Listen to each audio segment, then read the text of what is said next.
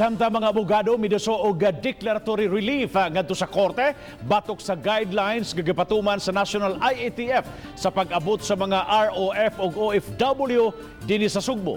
Gusto sa mga petitioners nga upatigbabaw ang swab test upon arrival kay pinasikad kini sa balaod. Ani ang report.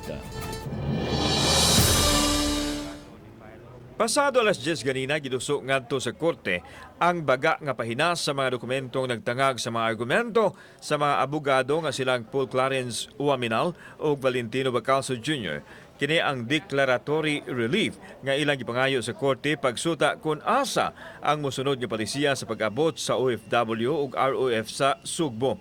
Kung ang National IATF guidelines ba nga kinahanglang muhuwat og 7 ka adlaw ay swab test o ang swab test upon arrival sa lalawigan nga gibase sa provincial ordinance o balaod. Matod ni Attorney Benjamin Cabrido, ang counsel sa mga petitioner nga mas mopatigbabaw ang rule of law kaysa kamanduan sa presidente. Amo ning gisupak og dito mi pabor sa protocol o procedure sa probinsya sa Sugbo. Diin inig-abot gyud sa ato ang mga manguliay nga OFW o kining tuan na nanimuyo sa gawas nga moduaw lang mobisita lang dinhi sa Sugbo. Inig-abot i-testing dayon.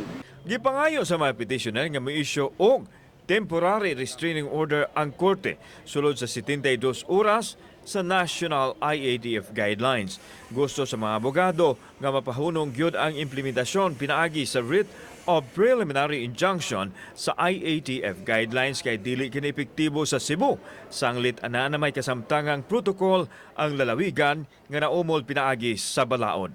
Balaod ni siya. Ang atong presidente wala na sa power mohimo balaod. Naputol na kini siya human sa 1987 Constitution. Kauban si Cleofer Lumayag, ako si Alan Domingo. Balitang Bisdak.